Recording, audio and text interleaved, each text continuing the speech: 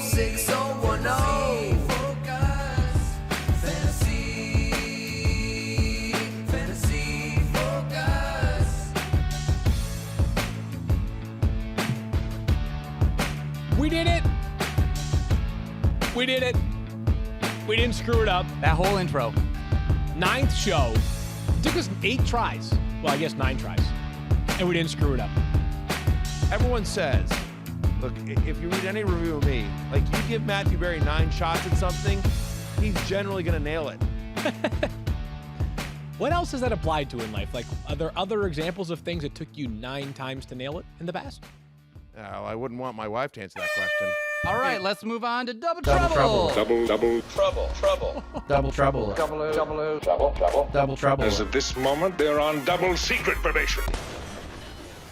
We're getting right into it. It is, of course, just because she's shy in front of a microphone. No, that's I all. understand. Yes. No, totally. She's not comfortable. Public being in speaking is the one of public those things. speaking. I totally understand. Right. Yeah. Totally get it. understand. Field Yates, Matthew Berry, Stephania Bell also joining us. Are we on, by the way? Cone. Oh, yeah, we're on. No, just because we have so just to take people behind the scenes, we have a monitor that sort of shows what the audience sees. We have a monitor in the studio. Yes. It's called the return. Yeah. And right now it just shows the logo. Yeah. So I didn't know if we were on or if there was some sort of technical malfunction. I think the only technical malfunction is in your brain, Matthew. Right. Well, no, it could be that, that whoever's controlling it back there is just like, what's a better visual for the people, for the fan base? Just the logo. Then it's just the logo. Oh, now it's okay. It has been adjusted. We are all good. Got it. I don't Understood. know, and because of that, I'm not sir. sure if visually we saw Stephania. We did say hello to Stephania and Daniel and Matthew and I am Field. Let's get going. She with is at Double the Trouble. Chateau de Cône. That's correct. Oh, there she is. Hello, Stephania. Let's get going with Double Trouble today. We've had some really, really interesting teams that have already been part of our focus for Double Trouble. Yep. I think today's are sort of interesting, not as much fantasy stardom here, but let's begin with the Miami Dolphins, Matthew. We'll also talk about the Jets in a little bit. The Dolphins have a win projection of 6 this year, up from 5 wins last season. They've been busy this offseason. But let's begin with a player that... I'm taking the over. Okay, interesting. I'm going to take the over on 6 wins. I think 6.5 is an appropriately pegged number. I'll think about that one, maybe have an answer by the end of the show. Let me know. What's that process going to be? Can you just show me what it looks like when you think? What's that process? Like you're gonna just throughout the course the fact that you don't have an opinion right now, but over the course of the next hour, Yeah. you're gonna mull and I'm gonna maybe try to get a look at their schedule during a break or something. We don't have breaks. We don't have Sure. breaks. But Hey, when you're on a filibuster, I'll take a look at the schedule. We saw Fields' thinking face for those that are watching on YouTube, the ESPN app, the ESPN Fantasy Facebook page, or on Twitter. You can watch and it the there every day. ESPN Fantasy app. We're now apparently on the ESPN Fantasy That's app. fantastic. That's what I've been told. That is Yeah. Congratulations. And So we saw fantastic. Fields' thinking face, Matthew. What does your thinking face look like? It's this. That's this? Okay, It's this is this. your thinking face. Do you guys I watch a lot of it because obviously I have kids. Do you guys ever watch SpongeBob? No. No. Right. Okay. We So don't- SpongeBob's best friend is Patrick. that much I Patrick know. Star. He's a Yep. great starfish. He's a starfish. That's me. I'm Patrick. That's okay. Patrick is always at the same. Yeah. Exactly. Just in terms of mental capacity, that's me. Sure. I'm Patrick Star. Just of this show. vacant stare everywhere. Yes, Yeah. exactly. Yeah. Patrick, if you were ever a real human, Patrick, the voice of Patrick is probably worth billions because that show is a behemoth. It is a ratings It monster. is it's longevity. and it's a fantastic show. We don't need to get too far. I into know we don't need to go. SpongeBob. Let's talk too far about down the fantasy wa- football But instead. I was just going to say, just in terms of creativity, in terms of what they, it's a really well done. There's a reason why it's a worldwide phenomenon. Okay, so let's level set again. Again, today's show will be the Miami Dolphins and the New York Jets, and you'll see for those that are watching the projected win totals for these two teams. The Jets went 7-9 last year. The Dolphins 5-11. In 2020, the Jets have a win projection of 6.5. The Dolphins 6. These are both, of course, courtesy of Caesars, which are 2.5 and 3 games behind the Patriots and Bills, tied at 9. Let's talk fantasy football, though, Matthew. And rare is the case when a player breaks out in a major way in his 5th pro season. Devante Parker became rare last year because Devante Parker had the breakout that we had been waiting for not 1, not 2, not 3, not 4, but 5 seasons. He was incredible from week 3 on. Devante Parker was wide receiver 3 in terms of total points. Yeah. That is astonishing. And you know how I know that? Field How do you Yates? know that? I think I know.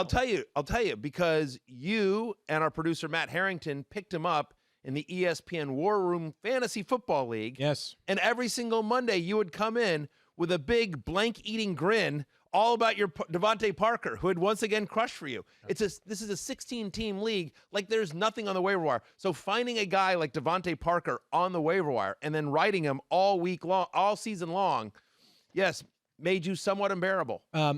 Somewhat. Yes. Entirely would have been Yeah. a more appropriate description there. So And you know anyway, something, so Matthew? I'm well aware of Devante Parker's heroics last year in fantasy football. But telling the story of Devante Parker on our War Room roster is in some ways illustrative of what the conundrum was last year. We were getting offers for Devante Parker early on in the season, and if you were to revisit them at the end of the year, you'd think to yourself, that's the most insulting offer that has ever been presented to me at the time. People were offering me insurance running backs, like, hey, Tony Pollard for Devante Parker. It's like, are you kidding me? Right. Like, Tony Pollard had zero value in that league. Obviously, he was fine last season, but zero value weekly. Devante Parker is one of the best wide receivers in football. So he was wide receiver 15 in terms of points per game. Now, remember, those first 2 weeks sort of skewed those numbers a little bit. Are you buying that 2019 was the breakout? Is this a regression? Is this Eric Ebron 2.0? You remember Eric Ebron had the 13 touchdowns and then came back down to earth. How are you level setting with Devante Parker? Because I'll give you my answer in a moment, but where are you at? So I'm buying it somewhat. Okay. Okay. So first off, I just want to take a moment here, Secret Squirrel, to mention that Field used the word illustrative, and conundrum in the same sentence without missing a beat. Yeah, you missed a beat just trying to say the first word alone. Right, and I didn't have to come up with those words. I was literally merely trying to repeat Just them. copying, yes. You really are. I mean, it's really impressive. Wesley, it's really. It's so good. There, yes. Yeah, Haley is suggesting a words Matthew can't say segment. We need more than a segment. Haley. We need an extra hour for that one. Yeah, right, exactly. That might be a special 6-part series. Anyway, so the answer is am I buying Devante Parker's breakout, Field Yates? And somewhat. So I buy it to this extent. Devante Parker is a talented wide receiver. There's a reason why we were all so gaga over him coming out of Louisville, why he was an early round overall pick. Yeah, he was a very high draft pick, and why for many years many fantasy analysts, such as myself, would write, "This is the year for Devante Parker." I mean, every single year you would always read, "This is the year for Devante Parker's breakout." So we've always known the physical tools were there. We've always known, like, this isn't some guy that came out of nowhere. This is a guy that produced at a very high level, at the college level, was drafted, as you said, 14th overall. No one was just like, really? Devante Parker? I mean, like, no one shook their head at that draft pick when he was drafted. You know what I mean? Like, he was highly regarded coming out of college. So here are the reasons why I am. Okay, go ahead, finish. But having said all that, yeah, that counts for one for Field because you were not done with your. I was not. Thank and you. he just stepped right in. Thank you, Secret Squirrel. That's one for Field. Good that you're here. I appreciate that. Look, so while it does, so I buy it when I say I buy it somewhat. So is the talent there? Yes, and it's finally sort of emerging. However, you take a look at the splits here. Preston Williams, who's the other starting wide receiver for the Miami Dolphins last year, missed weeks 10 through 17. So you look at Devante Parker weeks 1 through 9. And again, those first couple of weeks, it's a little bit skewed, but still, weeks 1 through 9, Devante Parker, 3.5 catches on 3.3 targets, averaged 11.5 fantasy points per game. Weeks 10 through 17, 5.5 catches a game on 9.5 targets a game, 19.3 fantasy points per game. An 8-point fantasy point per game difference between when Preston Williams was in the lineup versus not. So do I think he gets the massive target share that he did last year? I don't. Do I think the Dolphins are as many shootouts as they were last year? I don't, because I do think the Dolphins are going to be a better team this year. So I took the over on the 6-win total. Yep. So do I think Devante Parker is a talented NFL wide receiver and he's more what he was last year than he is for the first 4 years of his career? Yes. But do I think he's the third best wide receiver as he was from week 3 on last year? I do not. I have him at wide receiver 26. Okay, so here's why I'm buying it. So beyond the things that you have laid out, and you laid out a lot of the details here, we're talking about this at cost, right? Devante Parker right now, in terms of the rankings, you have him at 26. I also have him at 26. His ADP is wide receiver 28. So you're getting appropriate value for a player who established himself in this way. Devante Parker's volume is not going to be Michael Thomas or DeAndre Hopkins or Julian Edelman or players of that ilk. But what he is going to have is enough volume with enough ability. The guy's a talented player. It took 5 years, but he's still like 25, 26 years old. Yeah. They signed him to a 4-year, $40 million extension. And I get what you're saying about how the numbers ballooned when Preston Williams was not on the field and Preston Williams is coming back. But the Dolphins' trust in Devante Parker also ballooned. Like, Devante Parker is not viewed now in the same light he was when Preston Williams both made the roster as an undrafted rookie last year and then eventually got hurt for the Dolphins. And what he is a very good vertical wide receiver, because you pointed out some of the numbers, but he was a top 20 player in terms of overall targets per game, but he was only 28th in terms of catches per game. Only averaged 4.5 catches per game last season, did Devante Parker. But he's enough of a vertical threat that I think the big plays are going to continue to come, even if touchdowns aren't quite as productive as they were last year. And just from a talent standpoint, Matthew, the best defensive player in football last year was Stephon Gilmore. He won the award. Yeah. Week 17, with everything on the line, Patriots have a chance for a first-round bye. Devante Parker took his cookies. I mean, he was unbelievable last year in that game. So I'm buying the talent. He also, by the way, he played well in that game. I mean, I know, like, there was some sort of, I guess, weird pre-game thing where he took his cookies. Pre-game or post-game where he stole his cookies from I don't the know guy? about that story that you're seems talking mean. about. That I guess it's breaking news, but I'm just going to say he also, in addition to whatever this cookie thing was, he ESPN actually Radio. played very well. Breaking news. Thank you for that. He actually What's played the very breaking well news? against Stephon Cookies Gilmore. thing. What's The the cookies breaking thing, news? yeah. Oh, the Okay, cookies he also, thing. the last thing about Devante Parker, he's had some legendary beefs with Michael Thomas on Instagram this offseason. Yes, the Excellent gram. theater. Going back and forth on the gram. Yeah, way too much screen time for me during quarantine, but let's be honest, everybody else is in that same boat. All right, we do want to talk about Preston Williams, though, just a little bit, because we want to ask Stephania, and we'll bring her from the Chateau de Cone. Matthew, Toe to cone. it's all yours. Stephania Bell, surrounded by paparazzi, and where Rico celebrated his birthday. It was a late night last night. I got a bunch of drunk texts from Rico, like, I don't know, like 3 a.m. It was like kind of arf, and then it like sort of like went down. And so I don't know what was going on over there at Chateau de Cone, Stephania, you and Rico.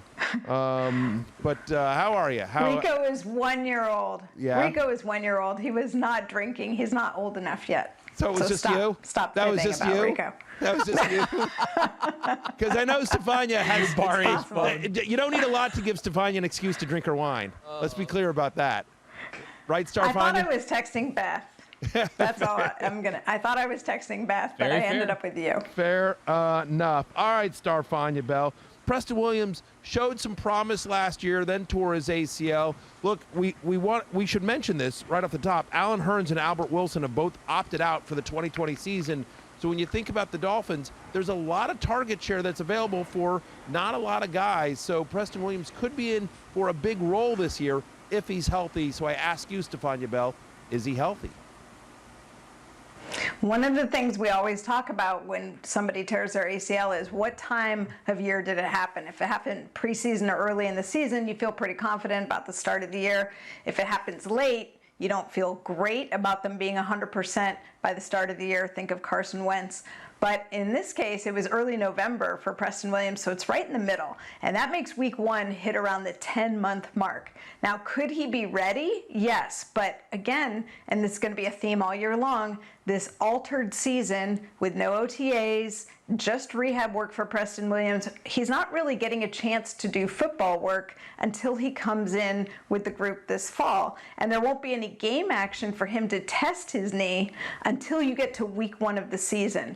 So whether he's ready for week one or not, it sounds like he intends to be ready for week one, but there's probably going to be a ramp-up period in terms of him acclimating to the speed of the game, facing contact. There's generally some apprehension for somebody coming off this type of injury, especially when you get defenders crowding around you, and that's all going to be new to him. So I think it's hard to imagine plunking him right back into where he left off when he sustained the injury. Could he get there as the season progresses? Sure, but I don't think he starts there immediately. And so it makes it a little tricky to value him because we're not really going to see it until the season starts. I wanted to jump in on that Devante Parker bit as well. Last year, I don't think it was a coincidence. First season in 5 years, he played all 16 games. He was injured a lot, and I think that's part of why he never really fully realized his talent. So he's off to a good start this year because he comes in healthy and playing a full season for the first time. That's a great note, Stephania. Appreciate that. We will check back in with you at the Chateau de Cone a little bit later on in the show. But, you know, it's interesting, Field. So she talks about the fact that Devante Parker is 100% healthy coming this season. And Preston Williams, the quote that really stood out to me is like, could he get there over the course of the season? Sure. And she didn't sound super confident. Yeah. I have him at wide receiver 42, and I think I'm too high. I'm going to lower him in my ranks. The other thing that you need to think about is, Stephania referenced, again, shortened off season, lots of changes. And remember, there's probably going to be a quarterback change here for the Miami Dolphins, right? We expect Ryan Fitzpatrick to start the season, but Tua should come in at some point. I mean, maybe we'll see. And Chan Gailey is our new offense coordinator. So a lot of change here for the Miami Dolphins. And now you've got Preston Williams, who, you know, here in Stephania, doesn't sound like we expect him to be 100% to start the season. Massive target share probably coming for Devante Parker, at least to start the season. Where are you on Preston Williams this year? Is he like we talk about kind of these late round flyers? Is he a guy that is a late round flyer for you? Because again, once he gets healthy, he could have a massive target share. There's not a lot of guys there. Or are you thinking like, he's somebody maybe I'll pick up on a waiver. He'll be in a waiver wire column for me at some point during the season, but no one I'm drafting. Probably both, right? Because aren't a lot of late round flyers guys that you might consider, but you also might bypass, and the entire league might bypass that player as well? Like, it wouldn't. Sure. He's being undrafted in 40% of leagues right now is Preston Williams. So depending on league size, if I'm in a 10-team league, I'm probably not drafting him. I think I'll get drafted in the War Room League, which is a 16-team league. Yeah, I'm fine with it. Like, I think he's a solid player. I think he's a good vertical threat. I think he benefited some from the fact that they were getting, you know, just dusted last year in the first 5, 6, 7 weeks of the season. A lot of teams were stealing their cookies. Yeah. So, I think that, like he's a fine player. I'm excited. Bucket. I will get a bucket at some point, and I will throw Preston Williams into my bucket of flyers. Yeah, we asked for a bucket. Like it's not that we have like a huge budget on the show, but we requested a bucket. We put in the bucket request. I know. Did you fill out the form, Secret Squirrel? I did. I collated them. I triplicated them. I buried in peat moss. Did you send them off? What? I did. It's from. It's. Did you called send? Hitchhiker's Guide to the Galaxy. You should have. Did you send the request to Nate? I did To not. Nate Rabbits? Oh, the paper pusher the himself. ultimate paper pusher here at ESPN. That's the mistake. Should've Nate done is that. shortchanging. He's trying to can. He's trying to take the show down. We I'm get just it. saying. All right, so let's talk about Something to think about there. Let's talk about the running backs, Matthew. The Dolphins last year. This is amazing. It's one of my favorite stats from 2019. Yeah. The Dolphins' leading rusher last season was Ryan Fitzpatrick, Yeah. with, I believe, 242 rushing yards last season. Yeah. There was nowhere to go but up. Now, obviously, that had to deal with the trade of Kenyon Drake, close to midseason, and injuries, and just And Kalen Balazs General not getting lack more of a of- chance. only got a chance. So, you know what? Real quickly, before we get into the Dolphins running backs, I want to address Kalen Balazs for 1 second. I got, Thirsty Kyle sent me a note this morning. You know what it said? Take the L. It said, take the L on Kalen Balazs. So you know what I'm going to do? I'm going to tell you something. You gotta call it how you see it. Listen, Thirsty Kyle, I want to tell you something. No, put him back up the screen. There you go. There you go, Haley. Look at it. Good. He's so Look nice. at that. Thirsty Kyle, I feel Harmless. like he got a haircut, by the way. I'm I looking did. at you. You feel like, when it went from an afro to a buzz cut, I it's called a understand. haircut. Funny how that Whatever you're works. about to say I is was- to a 12-year-old, Matthew. I So be nice understand. about Hey, it. hey, hey, hey. I was told he was going to stay in the bunker for the entire season. Did we Brought send the- in somebody to give him a haircut? Yeah, I got barber. I got people, Matthew. I've been here for like 4 months. All right, but that's fine. So, so anyway, I just remembered a funny line that I can't say on TV. But or whatever we're on. But hey, Try it. Thirsty Kyle, No. Listening? trust me. So, what I was going to say is Thirsty Kyle, in terms of taking the L on Kalen Balazs, I'm not going to take an L on Kalen Balazs, and I'll tell you why. I'll tell you exactly why. Yep. Interesting. No, This and is- I want This is I the want hill to to poll die about on, this. Matthew Berry. I'm ready for I'm going it. to tell you why. My argument on Kalen Balazs last year was he was being undrafted in every ESPN league. Like he was going as like running back 62 overall. And my argument was this is a guy that I believe when you look at sort of like I don't believe in Kenyon Drake, and I was just talking about the Miami running back situation. This is a guy that I think has a path to fantasy relevancy. This is a guy that has a chance for free. that has a chance at having a significant role on the Dolphins. And he got that. He started games last year. He was an undrafted player. Now, he was awful when he got there. But it cost people nothing to be It cost people nothing. Yeah. He was free. And so my point is, I can't play the game for the players. I can't, as much as they would all love me to, I can't get out there and run the ball for them. I can't make the passes or throw the catches. All I can do is say, like, here's a guy that I believe is going to get an opportunity. And then it's up to them to walk through that door. I can lead them to the water. I can't make them drink. Larry Bird's not walking through that door, Daniel. No, exactly. No. And so I got you, Kalen Ballage, to the water. It's not my fault that he couldn't drink. It's not my fault that he didn't drink. That's all I'm saying. It's just like, you know what? Like, I got you a free guy that started a couple of games for the Miami Dolphins. So I'm not taking the L. I'm not taking a W. I gotta be honest with you, though. Like, I'm not taking a victory lap, obviously, because he was awful. But I'm just saying, I don't think saying, hey, Kalen Ballage is somebody that will have a role on the Dolphins. Here's a guy that's not being drafted, and I believe he's got a very easy path to fantasy relevancy to having a role on this Dolphins offense. I don't think that's an L. I think it's an L. Like, I think this is like the exact same thing that happens with a lot of our L's. It's like, hey, we suggest that you play this guy. We think that Brian Hill is going to be really useful this week. Brian Hill was an L. Where do you think he finished? I'll take an L on Brian Hill. Brian Hill is going to be a starting running back for an offense that scores a lot of points, and then he got a lot of touches. Carolina, and he did the worst run nothing. defense in the NFL. So it's okay to take L's. Can I counter here? You said Kalen Ballage would have a chance to start and would return on running back 62 ADP, which was basically free. Right. He got there. He reached your upside. He was able to start games. Where do you think he finished the year among running backs? Lower than -8. 75. Wow. So he didn't return value, and he reached what you were hoping for. I'm just glad we've been able here's to the come thing. full circle. But he wasn't drafted as running back 62. My point is, he was picked up as a free agent. I'm just saying. Listen, I'm obviously not taking a win or a victory lap. I think it's like half an L. I think it's like half an L. That's an I, like a straight line? Yeah, it's like a look. Incomplete. Look. Yeah. Okay. Incomplete. All right, Like a Ryan Fitzpatrick duck. It's time. All right. The running backs this year in Miami are far more talented and I think have far more chances at fantasy relevance. They gave Jordan Howard a 2-year deal worth up to $10 million, and they traded for Matt Breida. It was a 5th-round pick going to San Francisco for 1 year of Matt Breida, at least as of right now. Is there a Dolphins running back that you are targeting this season, or should you just punt on them because of what happened last year? Give me Jordan Howard. Give me Jordan Howard all day and twice on Sunday. Okay. Give me Jordan Howard.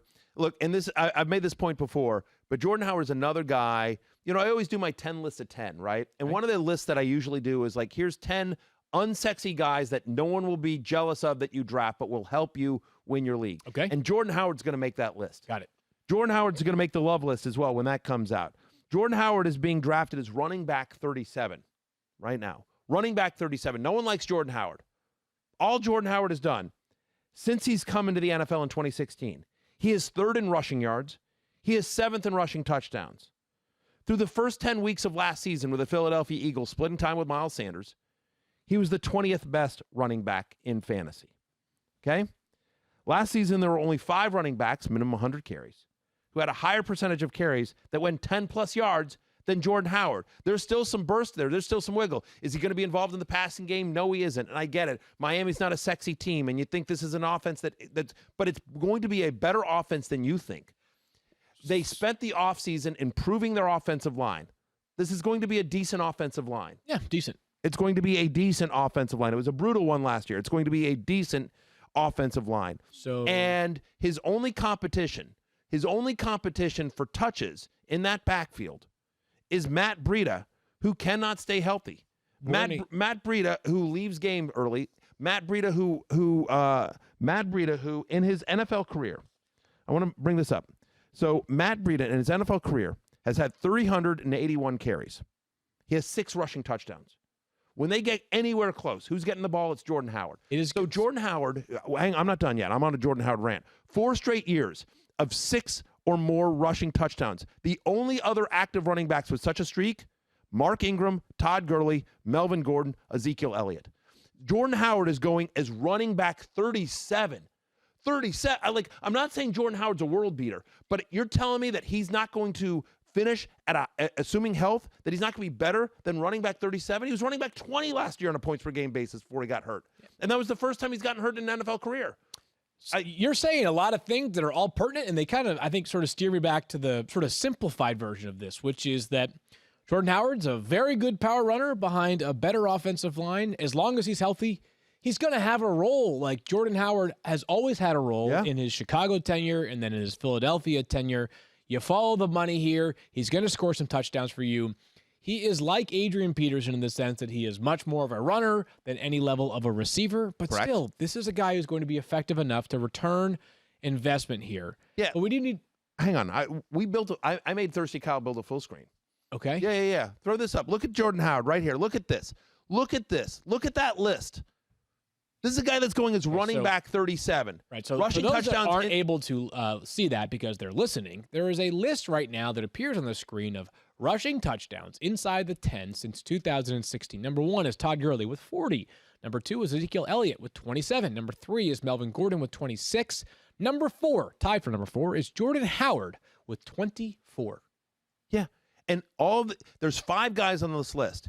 And all 5 of them might the guy that's going the lowest in terms of ADP is Mark Ingram, who's going around running back 20, somewhere in that running back 18 to 22 range. I don't know exactly what Ingram's. You're saying ADP besides is. Jordan Howard, the one And Jordan Howard's going as running back 37. Right. That's my point. They're all going as top 20 running backs except for Jordan Howard, who's going as running back 37. He's obviously not going to be involved in the passing game. I get it. There's some limited upside, but there's a very legitimate shot that Jordan Howard finishes this year with 9 to 11 touchdowns. So is he the inverse of James White, but with the same kind of value? No, I know what you mean. Like that he's just basically a flex play. Well, like James White's going to not score a ton of rushing touchdowns, but he'll have probably 70, 75 catches this year and never doom you. Is that what Jordan Howard is, just as a power runner as opposed to a receiving back? Yeah, potentially. I think there's a little bit more upside to Jordan Howard. With a chance of 12 rushing touchdowns. Right. I mean, exactly. Like if the Dolphins are, anywhere close to competitive, I mean, he's a guy that could, easily have double-digit touchdowns. All right, Stephania, we want to get you back into the mix here and ask you about Matt Breida, who, of course, was formerly part of your beloved 49ers. And, Stephania, what can you tell us about Matt Breida's health? As Matthew referenced, it often feels like he's just one play away from a nagging injury flaring up during a game. Yeah, I don't think Matthew's totally wrong, but I think the recency bias works against Matt Breida here because there's a perception, I believe, that he misses far more time than he does. Last year, he had an ankle injury that did cost him 3 games, but before the season, if you guys recall, back in May, I believe, he had a torn pec and he was going to miss all OTAs. So again, you were hearing about an injury for Matt Breida even when it wasn't the season. The prior year, the year the 49ers couldn't seem to keep anybody on the field, he missed 2 games and he did play injured in a number of them. And part of the reason was they needed him on the field. So it was like he could never really get fully healthy, and part of that was just the deficit the 49ers were operating at because so many guys were injured. When he was brought into the 49ers, remember, he was brought in to be a backup to Carlos Hyde. He's got a small frame, he's 5'10", about 190. I don't think they ever envisioned he would end up being the starter. But after he showed some flash in his rookie season, the following year, Jerick McKinnon, who was brought in, is out with an ACL tear, and then he doesn't get right for last year. So I think Matt Breida's workload increased just as a result of the personnel situation around him. Cameron Wolfe is saying that he's going to line up at wide receiver some now that he's with the Dolphins. I think depending on how they use him, he could be really valuable for fantasy, but I agree that Jordan Howard is likely to be the one who's getting the ball near the end zone. I mean, it just makes sense with his size. All right, Stephania, thank you very much for that, and we'll come back to you in just a little bit. A couple of notes on Matt Breida. One is he does have this going for him. He is incredibly fast. He was the fastest ball carrier per next-gen stats in both the 2018 and 2019 season when you find the single fastest play. And we have him, as you saw on the graphic, for those that are watching, each of us, you, Daniel, and I, have him around running back 40 or 41. His ADP is 43, so I think he's being drafted appropriately. You've sort of highlighted some of the limitations. We talk about the chance that the speed can really rear itself. The question, I think, is pretty simple. Matt Breida in his career has no games with more than 17 carries. He's played for 3 seasons. So the question would be whether Miami gives him the opportunity that San Francisco was unwilling to, and typically when it comes to running back evaluations, we're pretty trustworthy in Kyle Shanahan, right? He knows what he's doing with that position. He does. The fact that he hasn't been willing to do it maybe raises a bit of a red flag that perhaps nobody will be willing to give him consistently above 15 or 18 or even 20 carries. He's missed 5 games the last 2 years. So he's appeared in just 27 games the last 2 seasons. And in 10 of those 27 games, Field, he played under 20 snaps. Right. Yeah. Like, I mean, Matt Breida, unbelievably talented guy, and he's clearly very tough. But I cannot tell you how many times I'm watching a Niners game and like, oh, and there's Matt Breida limping to the sideline. I hear you. Just can't. I mean, like, and then they're like, oh, well, he's going to come back and he's going to try, and and like you're starting him and you're hoping, and just listen, rooting for the kid, but his health concerns that have happened throughout his career are among the other reasons why I'm all in on Jordan Howard at his ADP of running back 37. He's basically free.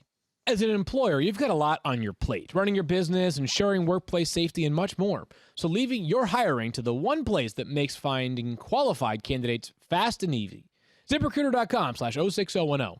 ZipRecruiter sends your job to over 100 of the web's leading job sites, but they don't stop there. With their powerful matching technology, ZipRecruiter scans thousands of resumes to find people with the right experience and actively invites them to apply to your job. ZipRecruiter makes the entire hiring process efficient and effective with features like screening questions to filter candidates and an all-in-one dashboard where you can review and rate your candidates.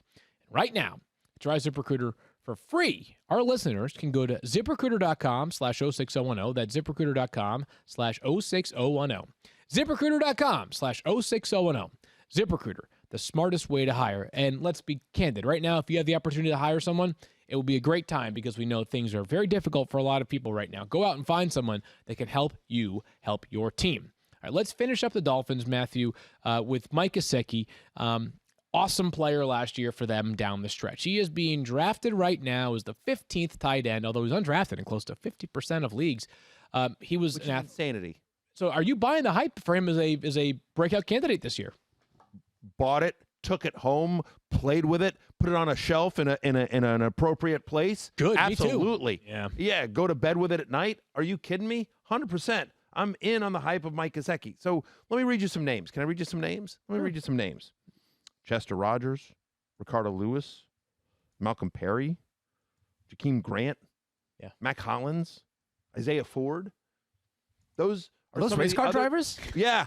Those are Mike Clay when you need him? those are the other pass catchers that they have in Miami. Right. You heard Stephania talk about Preston Williams not going to be 100% to start the season, right? And we've talked about the fact that Alan Hearns and Albert Wilson have already opted out. I actually like Isaiah Ford. I think he's a nice player. Kind of like Mac Hollins. You know what I mean? Like, but I'm not worried about any of these guys. Like, you talk about target share. Mike Gesicki is going to get a massive target share. You think about what he did over the second half of last year from week 9 on. This is a kid that was the 8th best tight end in fantasy, both in total points and on a per-game basis. He was ranked over Hunter Henry over that stretch. Hunter Henry, of course, going about 5 or 6 rounds earlier than Mike Gesicki. In those games from week 9 on, this is a guy that averaged over 7 targets a game, 6th among tight ends. He ran 35 routes a game. That was second most. He was first in end zone targets, okay? Like, he actually was tied for the most end zone targets in the NFL. Jared Cook, Mark Andrews, Mike Gesicki. At the position. At the position, right? Yeah. No, Matthew, I mean, he is an incredible athlete. Yeah. He's their best middle-of-the-field target they have right now. They have a dearth of pass catchers besides the 2 wide receivers that we talked about. Hey. He's reliable, too. I love this. This is a fun stat because it's anytime you can be lumped in with either Travis Kelce or George Kittle, it's a good stat for a tight end. Stat for a tight end. Mike Gesicki joined George Kittle as the only tight ends last year with 50 or more targets and 0 drops. Right. So when the ball's being thrown to Mike Gesicki, generally speaking, he's coming down with it. So although you mentioned earlier you don't think the Dolphins are going to have quite as many games where they're playing from behind and playing in shootouts, I still think there's going to be enough where they are going to have some Sundays where it's, all right, it's not down by 18 in the fourth quarter. I think it's going to be a balanced offense. I think it's just going to be a balanced offense is what I'm saying. And so I think people are sleeping on him. I can't believe he's going as tight end 15. Again, you and I both have him as a top 11 guy. And if he finishes as tight end 7 or 8, that would not shock me. He was another guy that was very highly thought of coming out of college. And so now in his second year in the NFL, I'm expecting big things from Mike Gesicki. Secret Squirrel, what do you got? Do you have lusciously long locks like me?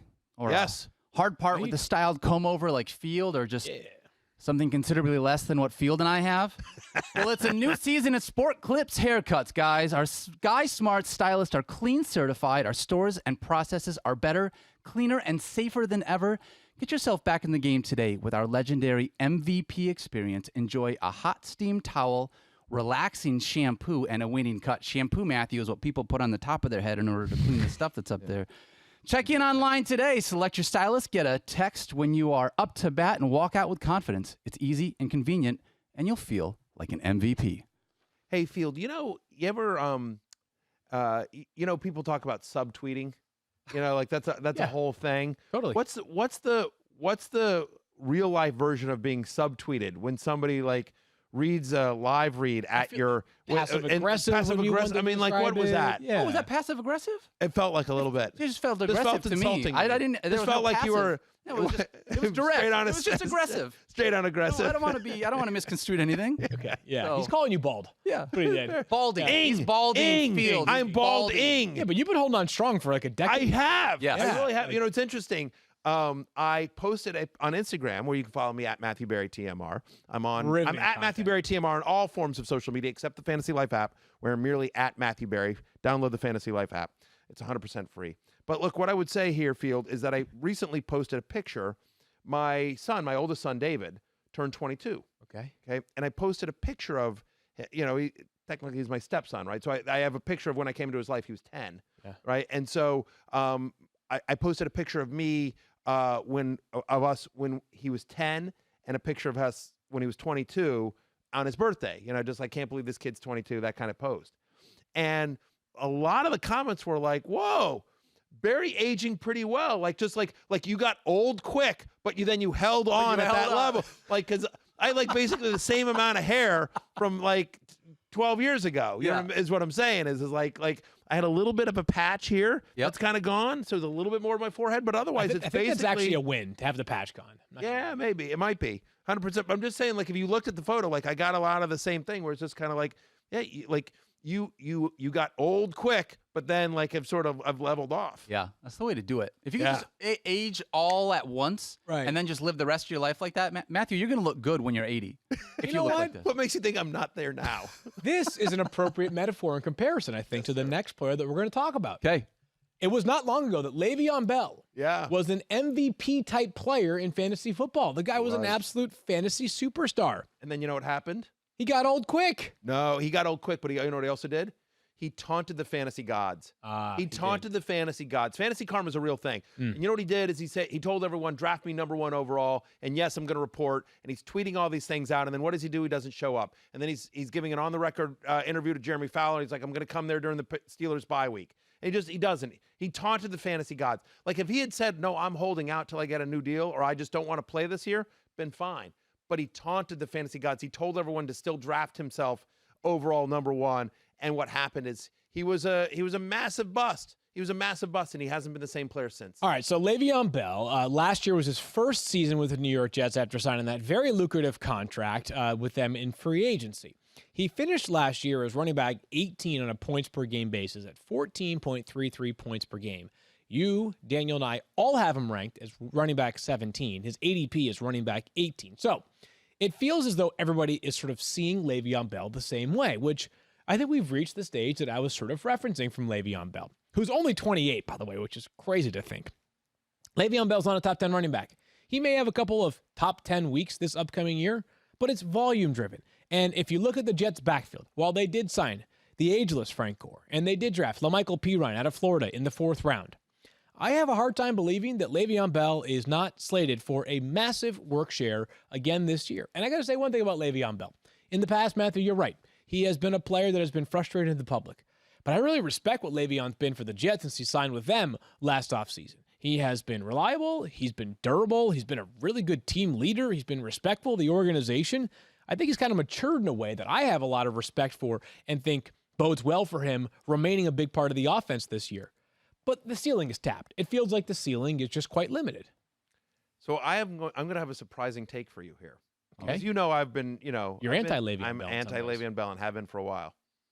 I think Le'Veon Bell has a really good year this year. Okay. Like I think top Le'Veon 10 year? Like how I good think are we talking? I think he's got a shot at it. I think Really? he's got a shot at it. Like I wouldn't draft him there, but I will tell you this. Like I'm with you. Look, he is not the same explosive player he was. Oh, we got some 100%. stats on that. Yeah. No, I'm with you there. I'm not arguing that.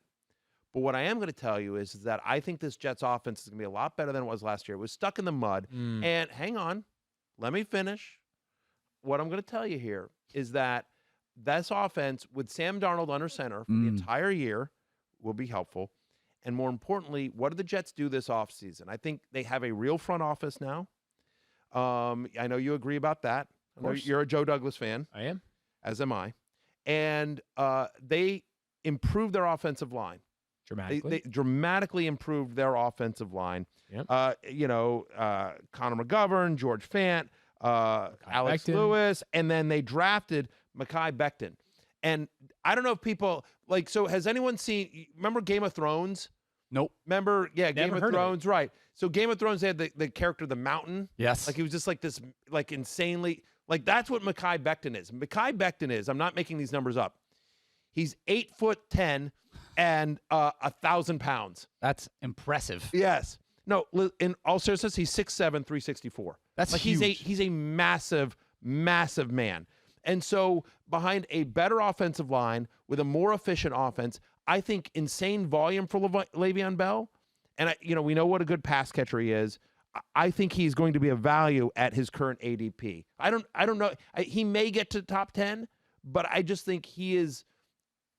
I'm in on Le'Veon Bell at his ADP this year. I actually think he does better, assuming health, which is always but assuming health, I think he finishes better than running back 18 this year. Okay, so I just sort of feel like he's appropriately slotted. Like I think he's got a chance to finish as like a low-end RB2 because of the volume. But Matthew, so Thirsty you Kyle mentioned sent me a text. Okay. Want to hear the text that Thirsty Kyle sent me? so a second That's what I'm ago gonna tell you. I just said and you were like, hold on, don't say another word. Meanwhile, the next time I get going and start talking, you just bulldoze right through it. Yeah. Well, Thirsty Kyle sent me a text. Oh, okay. I just asked if you want to read the text. If you don't want me to read the text, I won't read the text. But Thirsty Kyle sent But me don't a be text. rude, Field. Let him read the text. I mean, just say it's to Thirsty Kyle. He just got a new haircut. He's all proud. The haircut was like 4 days ago, but He's all proud. Did you go to Sport Clips? I would hope you went to Sport Sure. Clips. Yes, course yes, he did. Yes, he Please. did. Of course. There you go. Good job. hot towel, everything around the Yeah, neck. fantastic. Yeah, Get they're their good. MVP service. Fantastic. All right, good. Le'Veon Bell had 13 games as a top 30 running back. The only running backs with more in 2019, Leonard Fournette, Austin Eckler, Chris McCaffrey, Ezekiel Elliott. He definitely has a high floor. That was Thirsty Kyle's little text there. That's not bad. That's not bad. Yeah, so again, this is the point that I was trying to make before someone so rudely cut me off.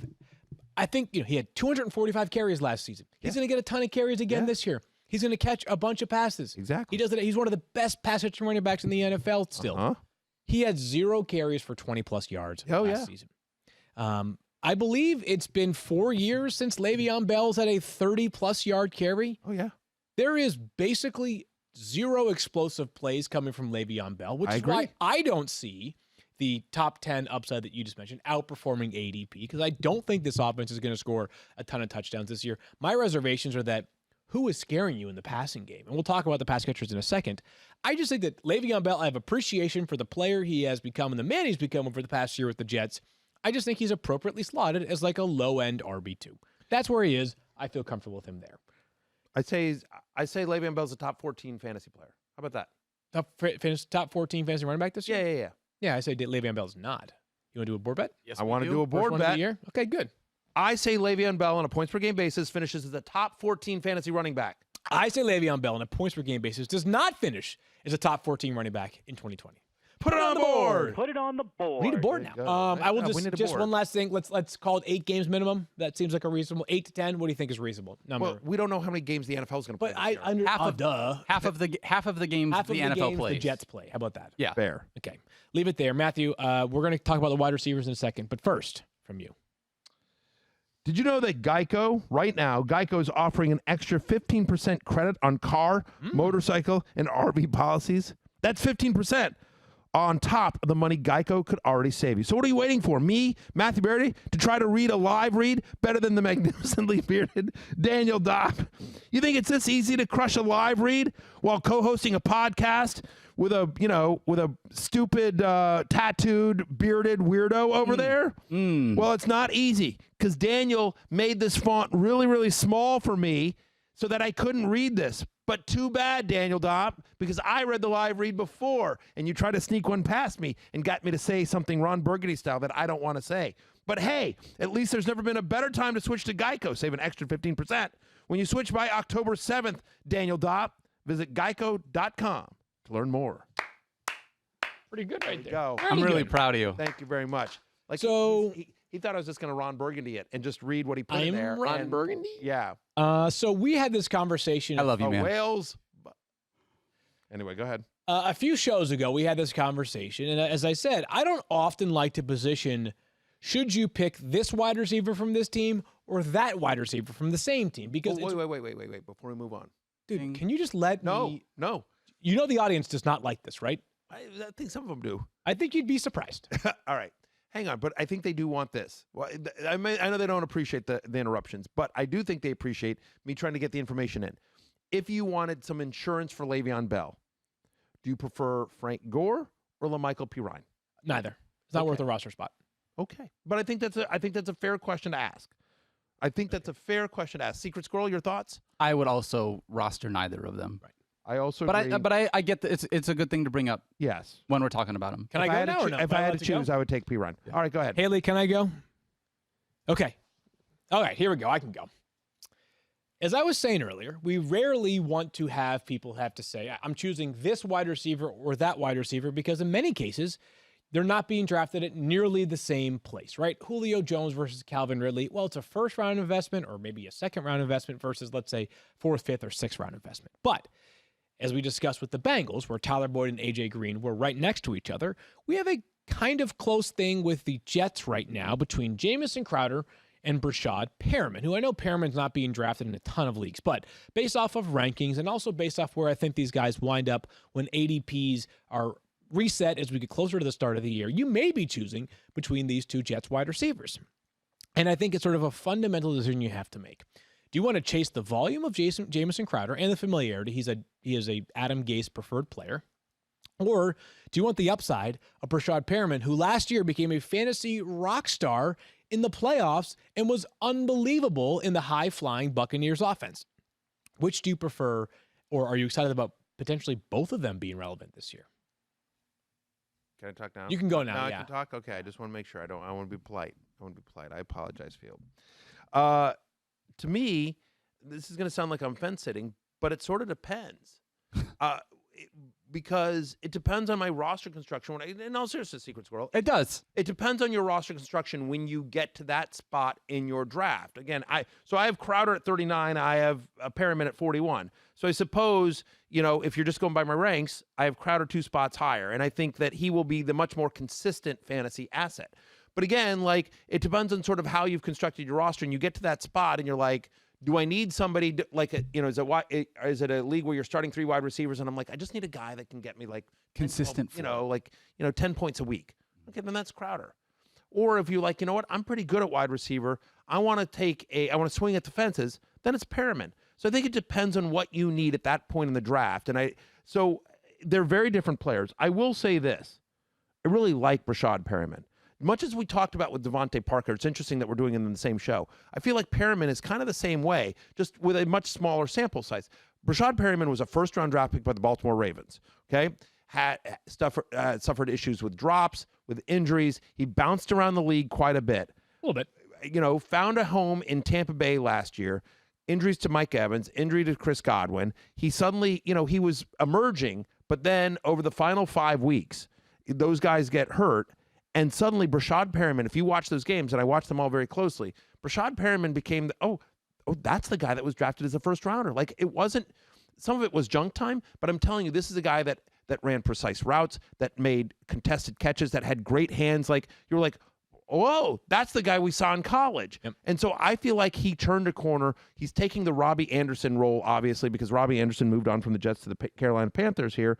again, if you didn't have Rashad Perriman last year, or if you'd sort of tuned out, you may not realize how good he was. Again, from weeks 14 on, he was the third best wide receiver in fantasy. Right. Michael Thomas and A.J. Brown, the only guys that were better than him. And he was phenomenal. As I know you would say, is that, the people wondering, like, okay, well, then why are we not more optimistic? Is that, like, it was the perfect storm of circumstances, the best offense to be playing in for fantasy football last year. This is just, in my estimation. And a small sample size, and now he goes to a new team. Right, and one of the worst offenses to be playing in for fantasy football this year. But this is not an offense that I am particularly inspired by at the moment.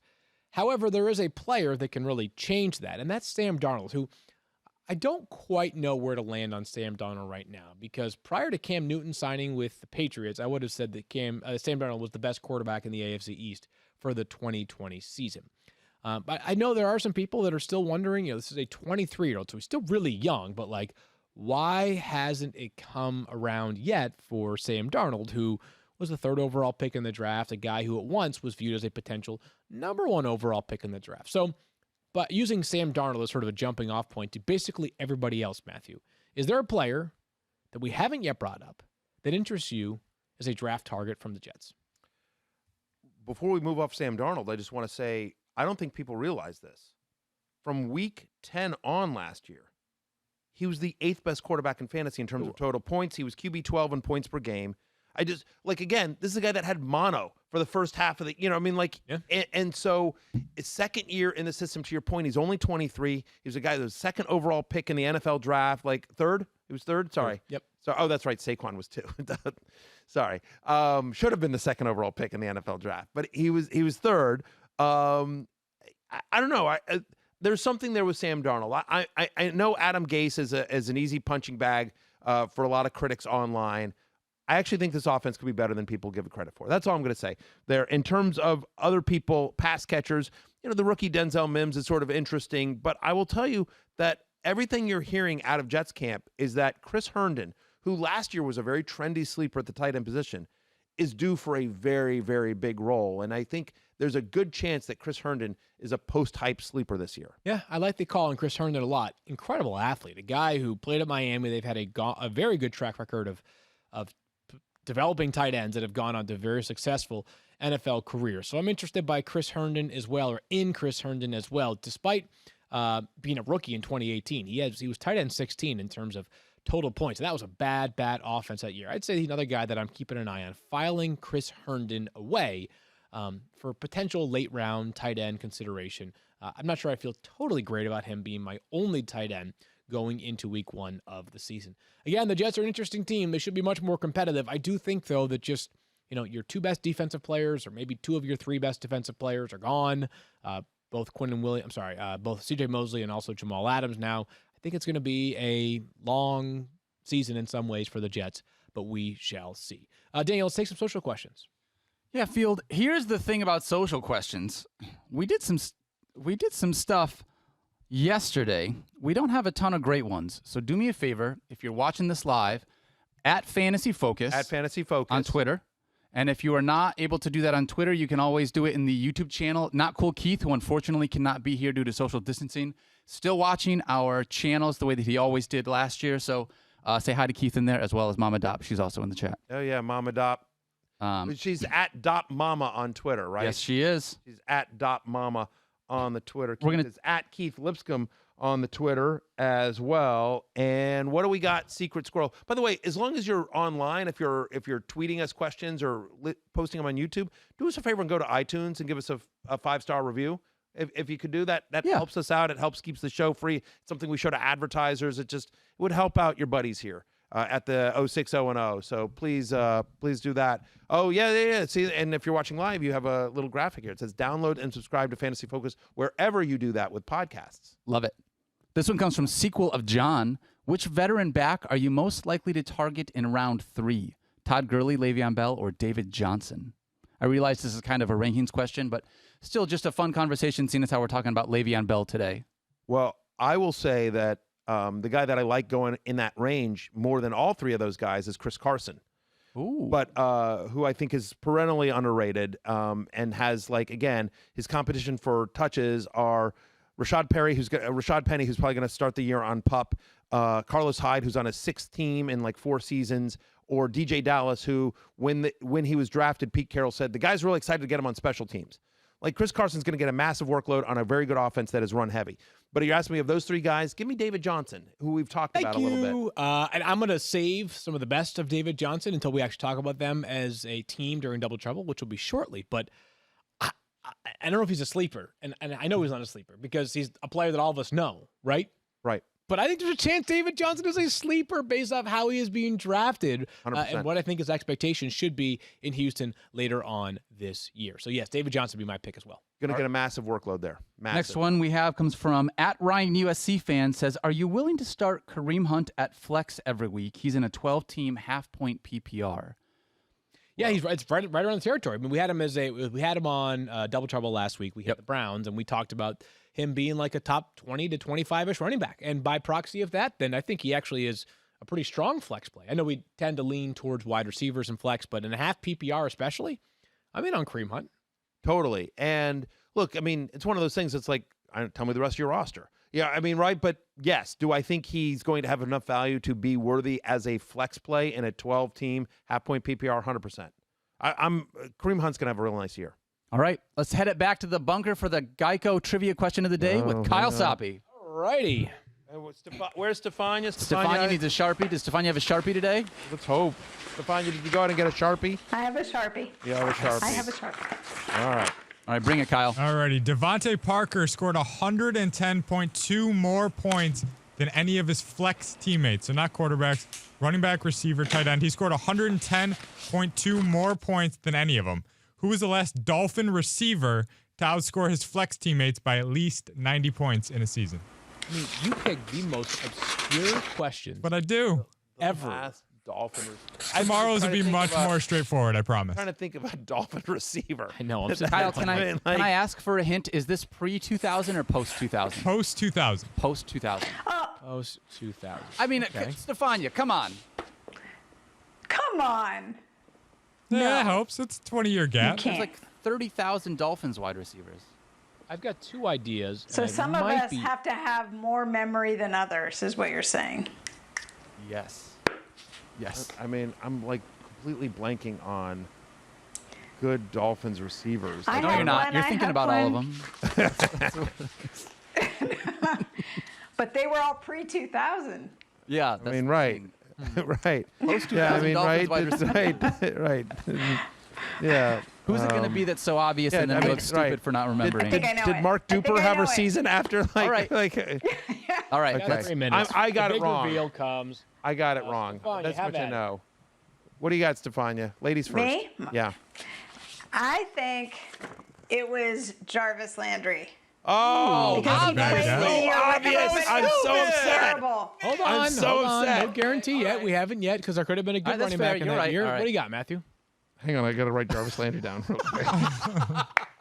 I'm not even 100% sure he was a Dolphins receiver, but I think he was for a season. Danny Amendola? Danny Amendola was a No, Dolphins that's wide not going to receiver. be it. Yeah, Did I Brandon know- Marshall play for them? My other thought was Chris Chambers. Oh, Right. Chris Chambers is a good guess. Ooh. Oh. Jarvis Landry Field had the right, best guess as far as what Twitter was most popular saying. Landry was second. Field, you should have stuck with your gut here. Chris Chambers Dang it! is the correct am answer. I so Taylor dumb? Bolton chiming in on Twitter was one of the few that got it right. Wow. Wow. Chris Chambers. Wow. I thought Should've for stuck. sure We could- Jarvis Landry played with so many. Everybody Yes. else was bad. The year Jarvis Yeah. Landry was really good. No, listen, stuck Stephania, with my Jarvis Landry gut. is such a great guess.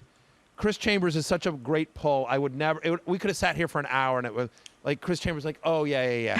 And Danny Amendola is just a terrible guess on every possible level. Like, but it was literally the only Dolphins wide receiver that I could think of for some reason. I just blanked on it, and Bad guesses make me upsetting. so happy. You are something else. by the way, I'm still in the lead. I think though. you are still in the lead. Technically, am still- Kyle is technically owning all of us, but still. 33 show violations for you, Matthew, through For the 9 season or shows. today? No, 33 might for have the been close to season. that today. You might have doubled them today. I had none yesterday. So you know how you were, sometimes we want to see guys string back-to-back. Coaches love that. Hey, guys, let's string back-to-back good days together. Let's do it. Yeah, 100%. You But I couldn't did quite not do it, that. buddy. You couldn't Consistency quite has do always it. been an issue for me. That's right. Speaking of consistency, I am a company man. Rotopass.com. If you want a subscription to ESPN Plus, if you want to watch the fantasy show with Matthew Berry and Secret Squirrel and Oliver Pups, we just did a new episode yesterday. It's fantastic. You want to read all of Mike Clay stuff, right? ESPN Plus is great. Well, you get ESPN Plus as part of the subscription to rotopass.com, where we just added Warren Sharp. We've got RotoViz, Football Guys, RotoWire, our friends there, Roster Watch. So many great sites for one low price. Use the promo code 06010 no matter what format you play. Customized ranks, draft software, like everything you possibly need for fantasy football or even DFS is available at rotopass.com. 06010 gets you 10% off. Check it out. It is the best bargain on the internet. Good stuff there. I definitely support that as well. Find everybody on social media. In the meantime, we are back tomorrow. We have more Double Trouble. We head over to the NFC South, one of the most fantasy-friendly divisions in the NFL. The Atlanta Falcons and the Carolina Panthers. A lot to talk about for Daniel and Kyle and everybody. Stephania, Matthew, I'm Phil. Talk to you guys then. Peace out, everyone. You're in the 06010. Never gonna hustle in case you didn't know. Matthew Berry, TMR. You guys go ahead. Give me grief for being on SportsCenter for 45 seconds. I think you could do better than me because I don't think you could. Jailbait, Field Yates. You're terrible at #improv.